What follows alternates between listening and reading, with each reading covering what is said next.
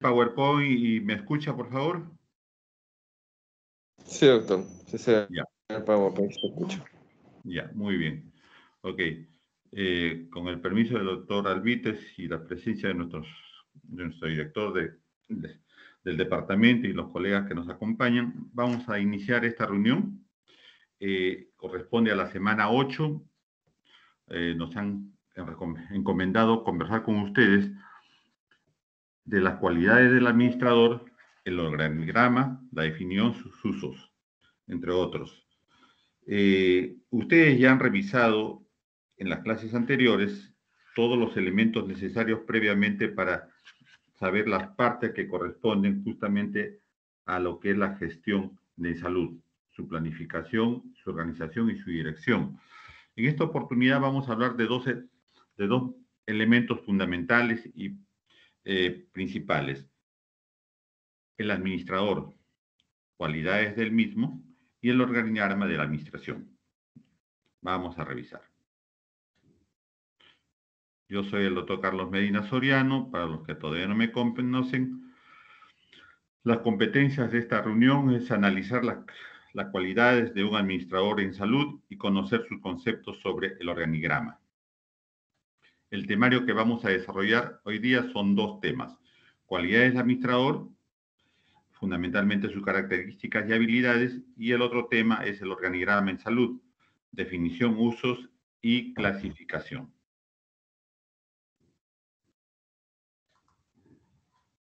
Pues bien, comencemos diciendo que la administración posee herramientas que, aplicadas a la salud, pueden ayudar a estos a desarrollar una visión de conjunto de todo el sistema. ¿Para qué? Para optimizar los recursos humanos, técnicos y financieros para poder llevar a las instituciones de salud a un estado de crecimiento y eficiencia. En este contexto, se habla del administrador, del personaje que tiene a su cargo la jefatura administrativa de una institución, desde el más alto nivel hasta el nivel más bajo. Pero estas características y habilidades pues posee el administrador, que conlleva a hacer algo correcto, algo adecuado en el área de salud pública, fundamentalmente, porque lo que estamos hablando es justamente el mecanismo, cómo llegar a manejar una institución pública, que es lo principal, y que también puede llevarse a cabo en una institución privada. La primera característica de un administrador es desarrollar la capacidad de gestión administrativa y financiera en las instituciones de salud. ¿Para qué? Para adecuarlas a las exigencias que se dan en los sistemas de prestación de servicios y con ello actualizar la infraestructura, dotando de un dinamismo que permita que los procesos se descentralicen y modernicen, ¿no? Con ello lo que se busca es mejorar la prevención, la promoción, el diagnóstico, la atención de salud y aplicar mecanismos, lógicamente, tendientes a la calidad y eficiencia con las coberturas que los servicios deben tener en todos los niveles. Esa es una primera característica, entonces, desarrollar capacidades de gestión administrativa y financiera en las instituciones de salud. Otra característica del administrador es que conoce y domina el marco conceptual y metodológico para identificar y comprender los elementos. ¿Qué elementos? Los que tienen que valorarse desde el punto de vista externo, desde el punto de vista interno, y que influyen en el desempeño de la producción y la calidad de los sistemas locales de salud. Con ello, lo que se busca es que tenga la cualidad básica de poder analizar y evaluar los problemas a los que está expuesto la institución de salud y con ello mejorar lógicamente la calidad de atención a la población. Otra característica del administrador es que conoce y domina los métodos y técnicas necesarias para organizar y dirigir sistemas locales de salud. Esto se consigue manejando un liderazgo. Lógicamente, ese liderazgo es en base al conocimiento, en base a la integración y a la disciplina con la que se manejan los recursos. Estos recursos que tienen que ser dosificados para solucionar problemas, para solucionar necesidades y, por supuesto, que garanticen el normal funcionamiento de una institución de salud. Entonces, otra característica. Una cuarta es que debe tener el administrador en salud la capacidad del análisis y la evaluación de los problemas locales de la salud de la población. Capacidad de análisis y evaluación de los problemas locales de la salud de la población. Tiene que conocer el contexto externo que rodea a la institución y por lo tanto tiene que conocer a la población en sí. Conocer el área geográfica en la que tiene acción sus capacidades en salud y por lo tanto dar unas respuestas positivas en la solución de la salud de toda una población a la cual se dirige la actividad del mismo.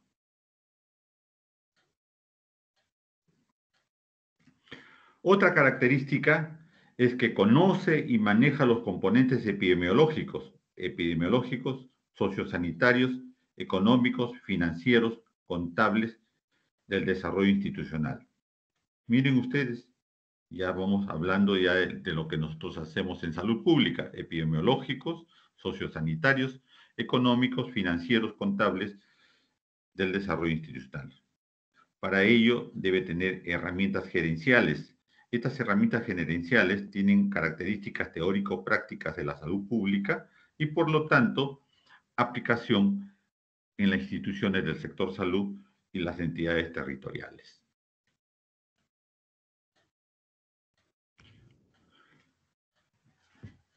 Robert Hatch, 1974, un estudioso de la salud pública, nos habla puntualmente de las habilidades administrativas que debe tener el administrador. Él resume que debe haber habilidad técnica, y esta habilidad técnica es el conocimiento y la pericia para realizar actividades. Esto es, presenta y representa trabajos con determinadas herramientas y técnicas. Para ello utiliza métodos, procesos y procedimientos. Habilidad técnica. El otro elemento que dice Robert Katz es la habilidad humana. La habilidad humana es la capacidad de trabajar con personas. Es el esfuerzo corporativo, es el trabajo en equipo. Esto último es muy interesante. El liderazgo se mantiene y se da justamente del administrador cuando puede manejar y puede desarrollar adecuadamente el trabajo en equipo. Ese trabajo en equipo que muchas veces necesita la habilidad del liderazgo para poder unir conocimientos, unir experiencias y sacar un fruto positivo que ayude a la administración a tener elementos que guíen en su mejor actitud hacia la necesidad de la población. Dice Katz que la habilidad conceptual es muy importante. Esto significa que debe tener la habilidad para evaluar los problemas internos y externos de una organización bajo la percepción de poder correlacionarlos en forma positiva. Otra habilidad administrativa, Robert Katz nos dice que es la habilidad de diseño. En este caso, la capacidad para solucionar problemas para que la empresa, la institución se beneficie. Es una necesidad básica. ¿Por qué? Porque esta habilidad de diseño nos permite la continuidad de la institución, la supervivencia de la institución, ¿no? Y por lo tanto es importante tener en cuenta ello.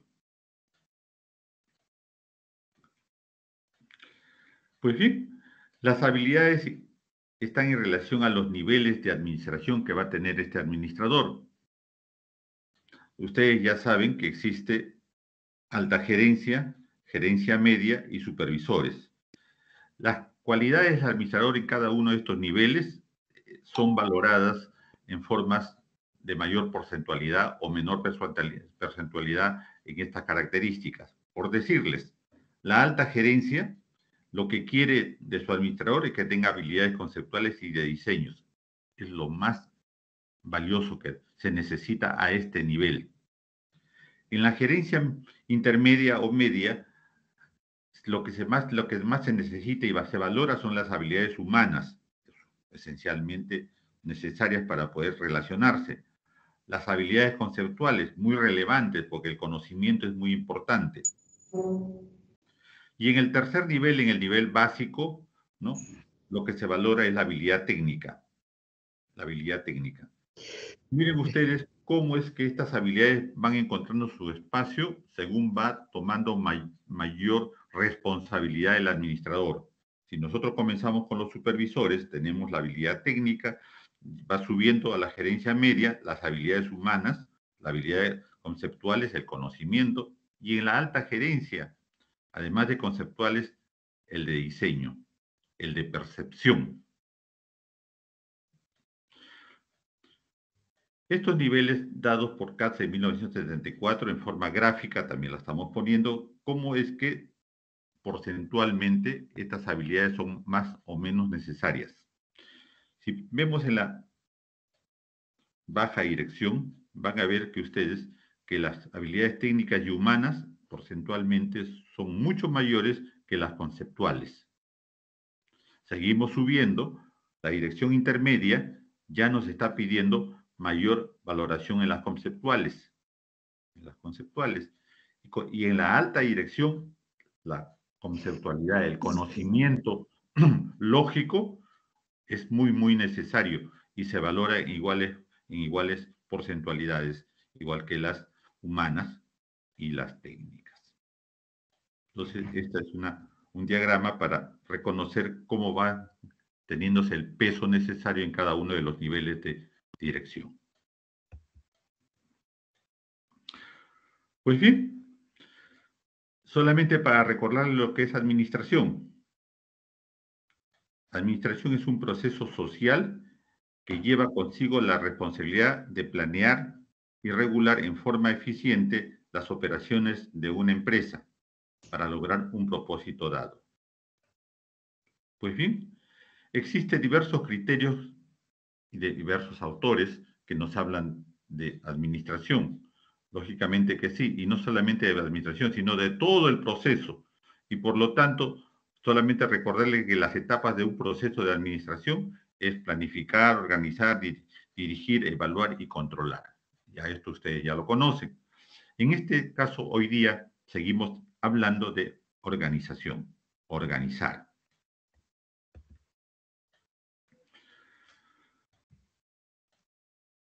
Esta otra diapositiva es también para entrar en contexto. Hemos dicho que la planeación o la planificación son las decisiones actuales que se realizan con los resultados futuros deseados. La organización es la creación de una estructura, agrupación de actividades y de cooperación. La dirección es la influencia en la realización de los planes llevados a cabo mediante la comunicación, la motivación y la supervisión. Y el control es el grado de consecución de un objetivo, valorando los planes y las metas y, por tanto, una retroalimentación. Nos vamos a quedar con la parte de organización. Por lo tanto, seguiremos valorando esto, la organización. Pues bien, en el proceso administrativo, en lo que se refiere a organización, esto comprende que el establecimiento de una estructura en forma intencional y formalizada sea permanente y mantenga los roles para que las personas se integren a la organización.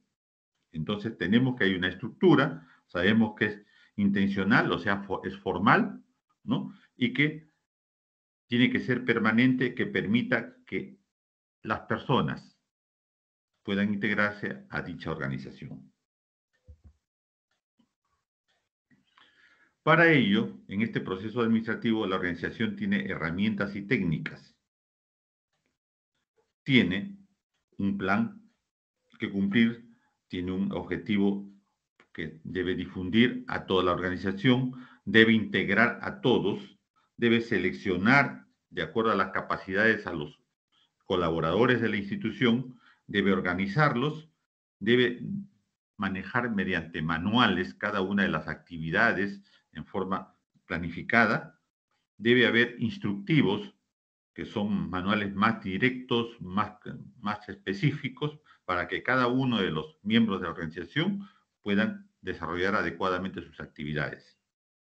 Para ello, se pueden usar fluxogramas, se pueden usar cronogramas, se deben usar organigramas y un ordenador de acciones. En este caso, dentro de estas herramientas y técnicas del proceso administrativo, en lo que se refiere a la organización, vamos a revisar lo que es un organigrama. Un organigrama. Lo primero es lo primero, la definición. El organigrama es una representación gráfica de la estructura organizacional de una empresa, en este caso, una organización de salud,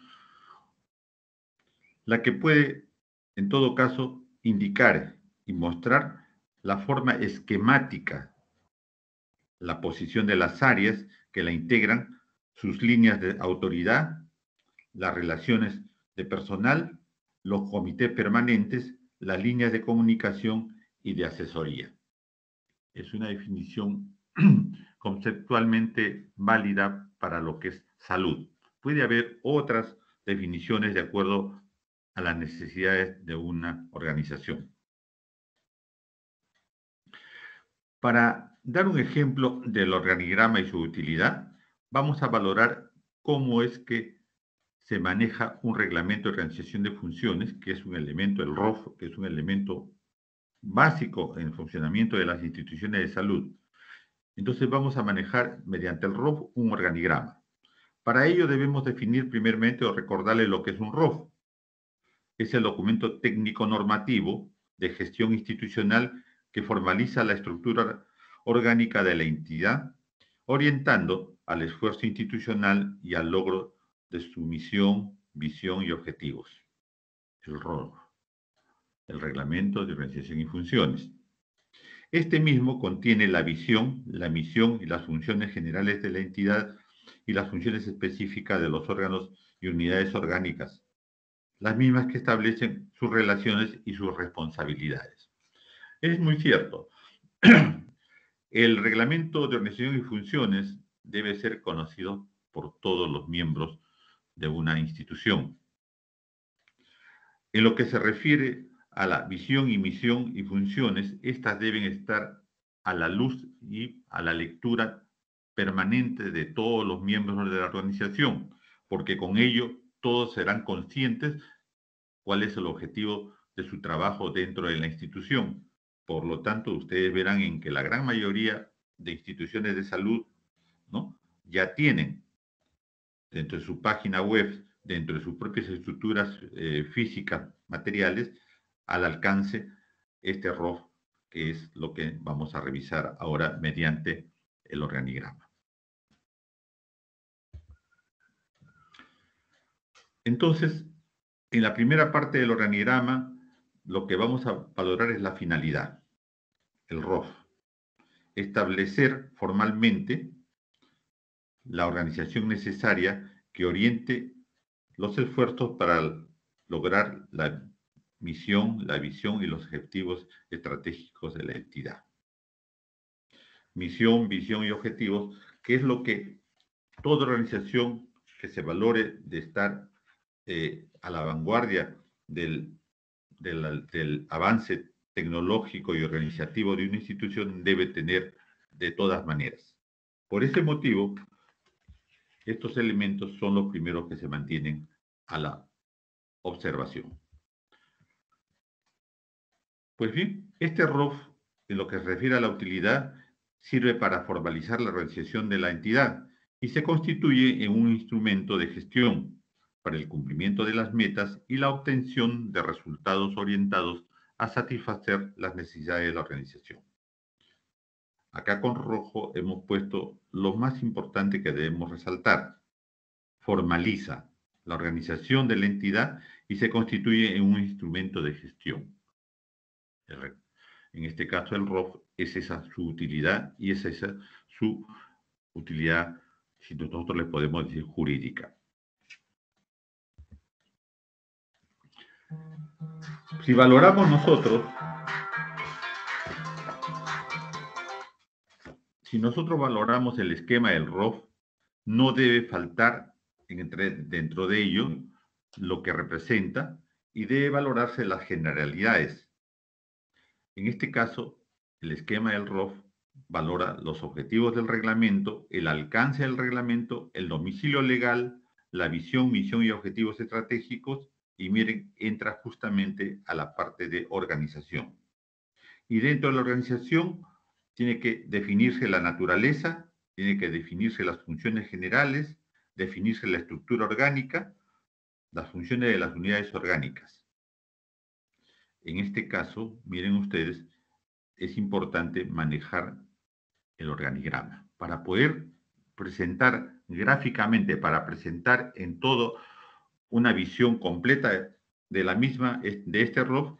Acá nos va a ayudar el organigrama estructural.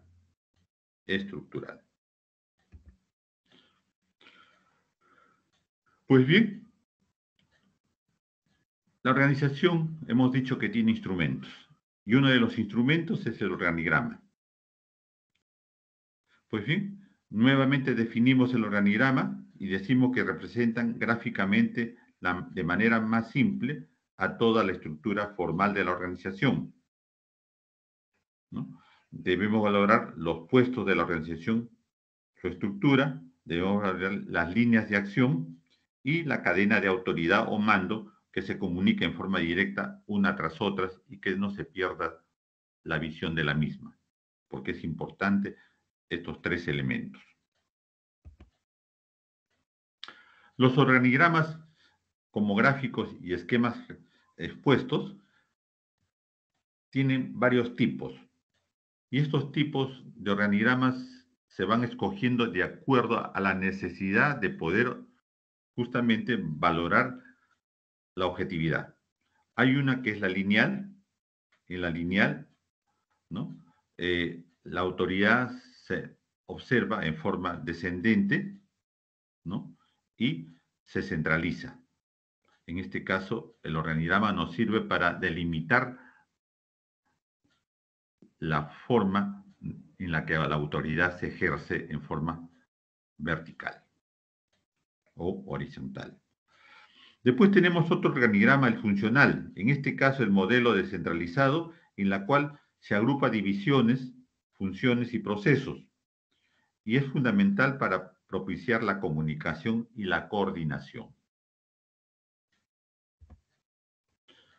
Desde ese punto de vista, desde el punto de vista gráfico, casi todos conocemos la forma clásica, pero existe también la diagonal, existe la piramidal, la circular y la radial. Vamos a ir viendo más adelante cada uno de ellos.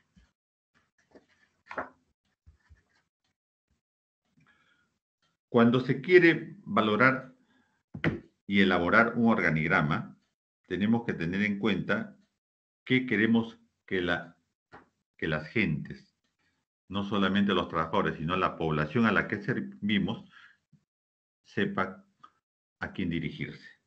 Y por lo tanto, lo mínimo de contenido que debe tener un organigrama, desde el punto de vista de su confección, es el título de lo que queremos mostrar, la fecha de formulación, la actualización si la ha habido, nombre del equipo o de la persona que lo elaboró, y la aprobación y explicación de algunos símbolos o líneas que se quieren considerar en forma especial y que no son de común uso.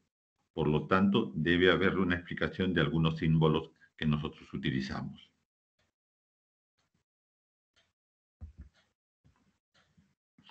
¿Qué criterios deben haber para elaborar un organigrama?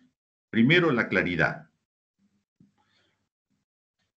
En este caso, debemos hacer el número de cuadros y puestos en forma tal que puedan ser separados unos de otros y que por lo tanto se entienda cada uno de los cuadros que estamos presentando dentro de este organigrama. Debemos considerar los niveles jerárquicos. Asociados a la claridad, se deben mantener los niveles jerárquicos, ojo, porque son las líneas de autoridad. Se debe comenzar por los niveles más altos, los directores, y terminar con los jefes o supervisores. También debemos valorar dentro de un organigrama los nombres y funciones a desempeñar. Para esto, el nombre del puesto que se va a valorar con el tamaño y la letra adecuada que debe tenerse y, por supuesto, empleando el mismo número en relación a la objetividad. El organigrama también debe tener un uso en el cual un tipo de figura para cada elemento. Por lo tanto, se recomienda usar en forma motivada los triángulos, los rectángulos, lo que más se acomode a la necesidad de observación. Los más frecuentes son los rectángulos, lo que ustedes conocen y todos conocemos son las formas rectangulares. Debe utilizarle las líneas, lógicamente las líneas conectoras. Cuando hablamos de utilizar líneas, estamos hablando de las líneas que son las conectores, ¿no? De nivel a nivel y de lateralidad una a otra. Por lo tanto, deben ser del mismo grosor las líneas colaterales y de diferentes grosores las líneas verticales. Debemos tener las líneas de staff. Estas se representan con líneas punteadas cuando son externas y continuas cuando son internas. Esto es importante recordar porque van a tener la oportunidad de leer ustedes los organigramas de las diversas instituciones de salud fundamentalmente. Entonces, saber que existen líneas punteadas, que es la relación externa, y las continuas, que es la relación interna. Desde el punto de vista de su necesidad, estas pueden clasificarse por objetivo, por área y por contenido. Si hablamos por objetivo, existen las estructurales, las funcionales y las especiales. Los organigramas por su área pueden ser organigramas generales o departamentales. Por su contenido puede ser esquemático, pero mucho mejor es analítico. Entonces miren ustedes, los organigramas mayores pueden dar pase, pueden dar nacimiento a otros organigramas más circunscritos, más localistas, ¿no? Un organigrama general de una institución, como es, por decirles, un hospital, ¿no? El organigrama general puede dar paso a, también se confeccionan organigramas departamentales o de departamentos en los cuales están los servicios y por lo tanto englobará a todos los que pertenecen a esa área específicamente dada. Y por el contenido, ¿no? Esquemático y analítico, este analítico nos permitirá saber exactamente las funciones y sabiendo las funciones sabremos delimitar responsabilidades y delimitando responsabilidades sabremos delimitar objetivos de cada uno de ellos.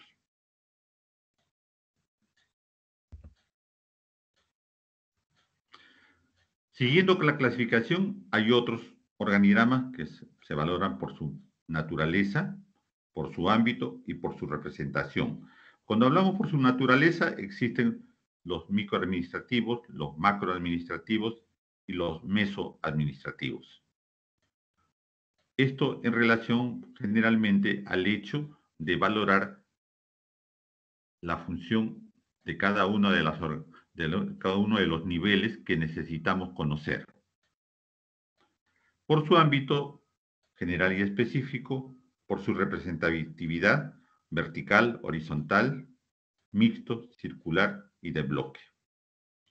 Es necesario saber que existen esta clasificación y que ya hubo gente que experimentó cada uno de los organigramas y por lo tanto nos dijo cuál de ellos podemos utilizar de acuerdo a nuestras necesidades. No existe uno solo, sino varios de los cuales nosotros elegiremos de acuerdo a las necesidades de nuestra institución. Volviendo a la primera parte que habíamos hablado de los organigramas verticales. Pues bien, decíamos anteriormente que esto va de mayor jerarquía a menor jerarquía. Cada puesto es un cuadro que se añade a los cuadros de un nivel inferior a través de unas líneas que representan la comunicación, la responsabilidad y la autoridad. Ahí lo tienen ustedes. Vamos a revisar de este organigrama vertical las ventajas y desventajas. Lógicamente, no todo es una panacea, no todo es homogéneo. Siempre existen ventajas y desventajas que uno debe saber que lo hay para poder utilizarlos en la mejor forma posible. En esta forma del organigrama vertical, las ventajas es que son fáciles de comprender y por lo tanto son los más usados. Indican en forma objetiva las jerarquías del personal y por lo tanto sus responsabilidades que dependen unas de otras. La desventaja es que es fácil leer los niveles superiores de alta dirección y es un poquito más complicado y a veces divulgativo, ¿no? Cuando ya los puestos son más inferiores. ¿Quién obedece a quién? ¿No? A veces las líneas horizontales se mezclan y hay dudas. Hay que aclarar siempre a nuestros trabajadores, a nuestros colaboradores, estos detalles en las partes básicas de este organigrama. El organigrama horizontal es semejante al vertical, solamente que en este caso la máxima jerarquía del organigrama se inicia hacia el lado izquierdo y va avanzando hacia el lado derecho en tal forma de que pueda en forma adecuada entenderse cada uno de ellos. En algunos casos, de acuerdo a las necesidades de los niveles jerárquicos, puede ser utilizado con mayor claridad. Eso depende ante qué grupo de trabajo estamos. Entonces, este es el organigrama horizontal. En este horizontal también tiene sus ventajas y tiene sus desventajas, ¿no? Las ventajas de fácil lectura. Se puede valorar más rápidamente en forma panorámica. Permite apreciar mejor las líneas de autoridad formal por la que se pasan los niveles jerárquicos. Desventajas, sí lo hay. Yo creo que es una desventaja, sí, ¿no? Es que hay dos niveles y que a veces es un poquito difícil indicar los puestos más inferiores. La construcción generalmente está dado para funciones o jerarquías de 2 o 3 niveles como máximo, pero cuando los niveles son mayores, esta forma horizontal nos puede también llevar a confusión. Les decía que había también organigramas circulares, ¿no? En este caso, los niveles jerárquicos son representados desde el centro hacia afuera, ¿no? Desde el centro hacia afuera. El nivel jerárquico mayor quedará al centro y de ahí comenzarán los círculos, ¿no? Que van avanzando hacia afuera y con lo que el acercamiento al grupo jerárquico principal es menor, ¿no? Generalmente esto utilizamos en la parte docente también, ¿no? Los grupos de trabajos principales, ¿no? Son los círculos más internos y la gente que se van adheriendo a los trabajos, ¿no? Van siendo líneas posteriores que van hacia los circulares externos. Cuando más externo es la funcionabilidad, está más lejano del equipo principal de trabajo. Entonces hay un esfuerzo, ¿no? Como ir pasando de los círculos de trabajo más externos a los círculos medios y a los círculos internos, en la que la confianza y la estructura y la responsabilidad son mayores.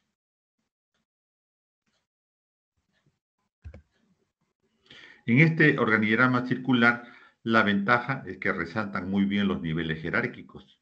Es fácil en una sola mirada valorar en qué puesto estoy y a dónde puedo acceder de acuerdo a mi capacitación. Disminuye la idea de los estatus más altos y más bajos y se coloca un número considerable de puestos a un mismo nivel. Es muy cierto, ¿no? Cuando nosotros queremos conversar amigablemente, siempre lo mejor es trabajar en una mesa en círculo. Nadie tiene una posición ventajosa con relación a los otros. Y por lo tanto, las gentes que trabajan en esa forma se integran mucho mejor, ¿no? Cuando es circular. La desventaja, no son muy utilizados, pues resultan un poco confusos y difícil de leer. En este sentido, para que sea comprendido este tipo de organigrama, todos los participantes del mismo tienen que tener conocimiento de sus ventajas. Las dimensiones de la organización pueden dificultar la presentación gráfica de la misma. Es muy cierto, ¿no? Cuando queremos incluir organizaciones muy amplias, con raciocinios y extensivamente muy amplias, este tipo de organigrama circular no funciona. Generalmente son para organigramas para alta gerencia, para altos niveles, ¿no? Esa es la importancia. Podemos tener un organigrama mixto, vertical y horizontal. Es una combinación de la misma. Normalmente se presenta así por cuestión de espacios. Y por cuestión de espacios, ¿por qué? Porque de todas maneras el organigrama no puede ser seccionado, no puede ser dividido en pantallas diferentes. Siempre un organigrama es presentado en una sola pantalla. El organigrama en su totalidad es siempre presentado en una sola pantalla, en una sola diapositiva, en una sola visión.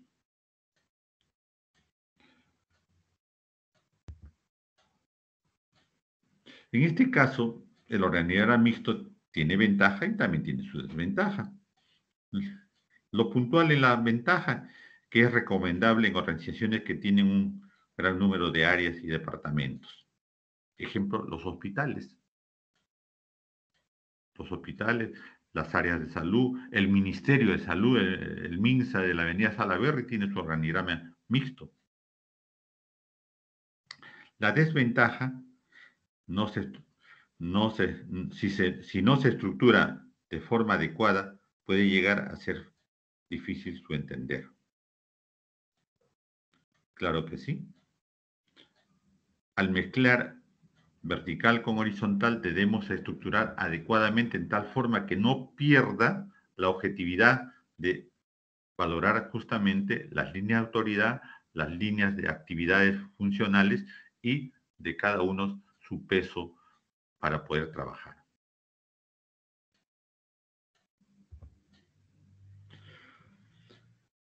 Otro tipo de organigrama es el de bloque. En sí, esta de bloque es una variante de las verticales. Tiene la particularidad en sí de integrar un mayor número de unidades en espacios más reducidos. Igualmente, son usados por las organizaciones del Estado, por las organizaciones gubernamentales, ¿no? Generalmente a nivel ministerial. Organigrama en bloque. Ahí lo tienen.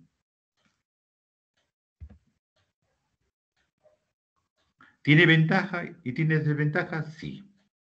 Las ventajas permiten que aparezcan unidades ubicadas en los últimos niveles jerárquicos. Permite utilizar menor espacio e incluir todas las estructuras de organización. Muy cierto, ¿no? Ahí lo tienen ustedes. La desventaja es que permite utilizar menor espacio e incluir todas las estructuras de la organización. Desventaja que puede llevar a confusión en las líneas de autoridad, sobre todo también en la parte más baja, en el nivel más bajo. De una u otra forma, cada una de ellas pues tiene sus ventajas y desventajas y tenemos que ir complementando. Ojo, los organigramas así presentados, ¿no? No se pueden mantener en forma totalmente independiente. De acuerdo a las necesidades, nosotros podemos complementar uno y otro y hacer un organigrama que satisfaga las necesidades y las demandas de la institución en la que trabajamos. No hay nada estático, no hay nada estático, todo es dinámico. Finalmente, a veces estos organigramas crean confusión porque también tenemos en las mismas estructuras, con los mismos modelajes de estructuras, el fluxograma. No es lo mismo un organigrama que un fluxograma, de ninguna manera. El fluxograma, ¿no?, es una representación gráfica que se desglosa en proceso en cualquier tipo de actividad a desarrollarse, tanto en empresas industriales o servicios o departamentos o secciones o áreas de una estructura organizativa. El fluxograma en sí es dinámico, totalmente dinámico. ¿Por qué? Porque tiene un ingreso y tiene una salida. Generalmente es específico para una actividad. En el fluxograma se desarrolla cómo la actividad está en ella, ¿no?, desde que se inicia el proceso, ¿no?, y hasta que termina. O sea, tiene una puerta de entrada y tiene una puerta de salida. Por lo tanto, es netamente dinámico. Y se utiliza para acciones específicas y para objetivos específicos. Entonces, desde el punto de vista de la fotografía, pudiera a veces confundirse un organigrama con un fluxograma, pero desde el punto de vista de su definición y de su necesidad para poder actuar, no son los mismos. Por lo tanto, debemos tener en cuenta esto a la hora de organizar, ¿no?, el trabajo y cómo esto se va a ver a través de una foto, de una imagen que es un organigrama. Pues bien, para concluir esta reunión, lo que puedo decirles es que los organigramas son representaciones gráficas que muestran la estructura interna y formal de una organización de forma esquemática y jerárquica, ¿no?, la cual tiene la finalidad de mostrar, primeramente, la división que existe entre las funciones, la división que existe entre los niveles jerárquicos, la división que existe entre las líneas de autoridad y responsabilidad y las divisiones que nos ayudan a manejar los canales formales de la comunicación.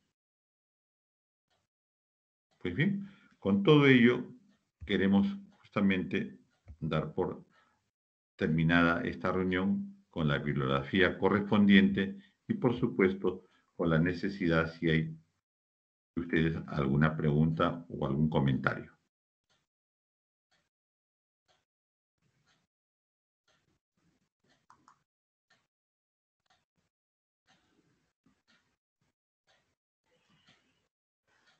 Entonces, estamos revisando con ustedes en forma puntual, ¿no?, las cualidades del administrador a la que de una u otra forma en algún momento de su vida van a llegar, ¿no? El médico se prepara para atender sus pacientes, para hacer salud pública, pero en el momento menos esperado tiene que cumplir funciones. Y por lo tanto tiene que conocer cómo cultivar cada una de las cualidades de un administrador. ¿Por qué es cultivarlo? Es aprender a manejar diferentes actividades dentro de la medicina. La medicina es prevención, la medicina es salud pública, la medicina es de curación, pero al mismo tiempo la medicina también tiene que cumplir las actividades administrativas propias de su interés. Tenemos que ir desterrando, ¿no?, que un buen médico es un mal administrador. Eso se decía antes, ¿no? Era muy cierto. Los médicos de mayor poder económico y de poder social organizaban y ponían sus clínicas, pero en el tiempo esas clínicas perdían la vigencia, perdían la funcionabilidad y eran no rentables. y pasaban a las manos de gentes que no tenían nada que hacer con la salud, como lo son ahora. Y se decía justamente que un buen médico era un mal administrador. Creo que eso se tiene que ir desterrando. Todo en su momento, lógicamente que sí, pero es un proceso del cual el médico no se puede excluir. Tiene que saber administrar. ¿Algún comentario?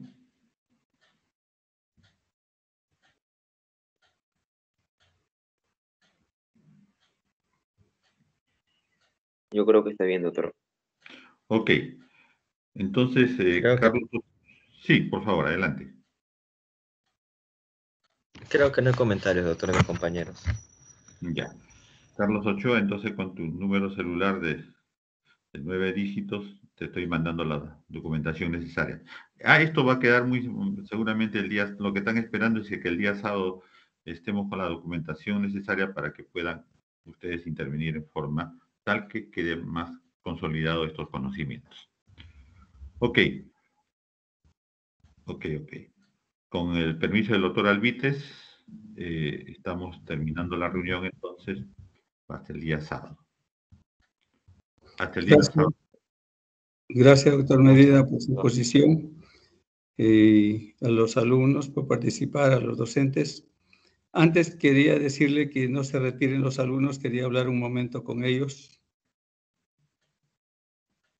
Ok, hasta el día sábado, doctor Alvites. No hay ningún problema. El asunto es de que ya la semana pasada nos dieron los alumnos matriculados, los delegados ya saben. Entonces estamos repartiendo ya, haciendo los grupos. Este fin de semana ya los alumnos van a tener los grupos de cada profesor y decirles pues a los alumnos que no han logrado matricularse que ya la directiva es que solamente alumnos matriculados. Hay algunos alumnos no matriculados que ya no se va a considerar sus asistencias ni van a tener ninguna calificación, de lo cual le vamos a hacer llegar a todos los profesores los alumnos matriculados, que son los únicos que van a estar en los grupos de práctica y en las clases. Eso es lo que quería decirles. Este fin de semana terminamos todo de organizar eso y daremos las directivas necesarias para las prácticas que siguen y las clases que siguen. Ya Ugarte y Ochoa tienen la relación de todos los alumnos matriculados, ya ellos han conversado con ellos y también con los que no han logrado matricularse. Entonces, de aquí para adelante solo es con los alumnos matriculados. Gracias, eso es lo que quería decirles a los profesores y los alumnos.